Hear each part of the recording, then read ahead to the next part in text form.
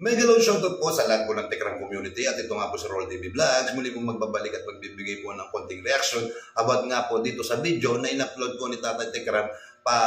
Magtutrowback lang po tayo dito po sa birthday ng ating Kuya Luis na si Chunito po ni Kuya Luis at ang Sininang Precious po, di ba? At ito nga po, dahil nga po dito sa Festival Lechon at ito nga po mga putang ng mga wakwak na to at mga walang yung wakwak na ito ay dito po hanggang ngayon po ay hindi po sila nakakalimot o nakakamubon doon sa nangyaring birthday po ng ating Kuya Luis na Chinito. Diba? Nang dahil po dito sa lechon na ito ay nagiging viral na naman po ang lechon dahil po kay wakwak panyang. Diba? Hindi po sila makamubon dahil dito sa lechon na ito ay nung nakaraan po o nakatapos na pong birthday, ito batang kargador na ito na pinagyabang po nila nung time po na birthday na sa pamumuno nga po nitong ni Rex ay talagang nakita po dyan na iisang lechon lang po ang ating nakita.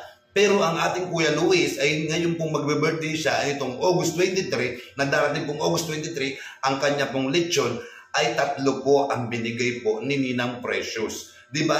Nang dahil po dito sa lechon na ito ay talagang hindi po mamatay-matay ang galit nitong panyang na ito na Stephanie Panyang. Diba? Nang dahil dito ay talagang yung galit niya dito sa mga malalastas family po ay hindi pa rin nawawala. Nang dahil lang sa birthday ni Kuya Luis na pinagandaan po ni Tatay Tekram at ni Ninang Precious, kaya hanggang ngayon ay nagagalit po siya. At ngayon dahil sa kanya pagiging inggit po nila ay nagkakaroon daw po sila ng kanilang celebration na sa August 2 na darating po na may big celebration sila ng 2 days pa daw po ang kanilang big celebration. And then po, para po ata silang kukuha pa sila ng local artist, di ba?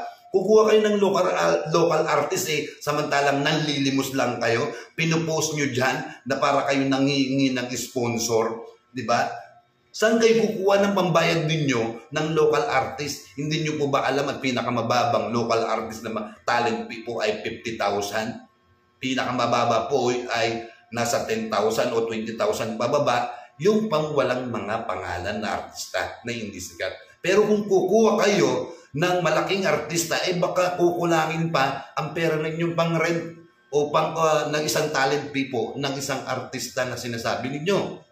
Diba? Nang dahil dito, sa birthday paparating ni Kuya Luis, nabuhay po muli ang galit nitong panyang na ito at nitong grupo po ng Bali, nitong sa pamumuno po, nitong Wakwak Daisy na to. Diba? Dahil hindi nyo kayang tapatan ang big sponsor ng ating Kuya Luis, si Ninang Precious. Diba? Kinainggitan nyo, si Ninang Precious, kinainggitan nyo, si Kuya Luis, nang dahil dito sa kargador na ito, ay hindi niya kayang tapatan ang ating Chinito birthday. Big surprises po ang lahat ng dumarating sa kanya. Diba? Akalain nyo po, hindi po natin makakalimutan yung nakaraan pong birthday ng ating Kuya Luis ay talagang naging festival po ang mga lechon. Ayan, at hindi pa nga po, dahil nga po dito na nagbabiral po ang lechon ay hindi makamubon itong si Panyang. Diba? Sa hindi siya makapag-move on ay nakapagyabang pa, nakuha pa niyang magyabang na umorder po daw siya ng 3 lechon na tigda 35 kilos at meron daw po siyang 45,000 pesos. Diba? Dahil sa kayabangan niya ay meron pa daw siyang kukunin na local artist. Diba? Kukuha ka ng local artist. Bakit? Meron ba kayong pera? Nag-o-online limos lang naman kayo. O nag-o-online lang naman kayo ng sponsor. Diba? Nang dahil sa lechon nito, hindi ka makamove on. Galit na galit ka kay Kuya Luis at kay Ninang Precious. Ay, tandaan mo, Panyang, o Daising Wakwak, hindi nyo po kayang tapatan ang Ninang Precious po ni Kuya Luis. Dahil si Ninang Precious po ni Kuya Luis ay sobra pong generous. Napakabait, malalahanin. Talaga pong literal po na sobrang bait po ni Ninang Precious. Diba? Nandyan po ang Kuya Melvin pa natin. Isa na lang pong pagpapatunay na hanggang ngayon po at patuloy pa rin pong sumusuporta ang ating Tita Precious o Ninang Precious po ni Kuya Luis. Diba? Dahil sa kagustuhan mong magyabang, nag-post ka, invited ka ng iba't ibang mga taga-ibang bansa o mga OFW na Kesyo may dalawang 2 days pa kayong vacation sa Kingdom Saudi Arabia, di wow, ikaw na, di ba? Dapat sa inyo, ito dapat ang may bibigay ko sa inyo, itong mga puta na wakwak na ito at itong daising wakwak na ito, di ba? Nakakatuwa lang na dahil sa kagaguhan nila, nagagawa po natin silang pagtawanan ng gusto dito. Dahil dapat, deserve naman po nila natin na paglaruan at talagang basagin itong mga to. Di ba? Kaya tandaan nyo mga bali ang mga eng-eng nyo, di ba? Mga bali na yung mga pakpak ninyo pero hanggang ngayon patuloy kayong kumakawag-kawag, di ba? Kahit sisingap-singap o ano na lang kayo, di ba? O nag-iingano na kayo pero patuloy pa rin. Still pa rin ang support nyo dyan sa Batang Kargador na wala namang silbi at walang utang na loob. Di ba? Kahit anong gawin nyo pong paingayin o pagsigawan nyo dyan, o i-post nyo itong Batang Kargador na to, o dalhin nyo man sa mga live ninyo, wala na rin silbi. Kasi laos na. Hindi pa sa sumikat, laos na. So, ibig sabihin, bulok na. Yun yung tamang bigkas po na siya po ay bulok na.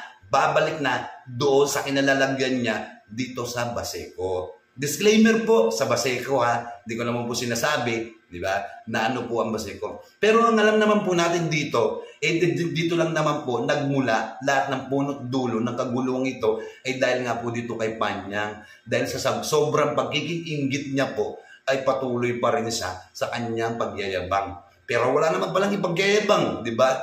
Kung matatandaan po natin, ang birthday ng ating Kuya Luis ay naging festival po ng lechon. Di ba? Dahil ang birthday po ni Kuya Luis noong 13 years old po siya, ay 7 lang naman po. 7 lechon pa niya nga, 7 na hindi mo kayang tumbasan.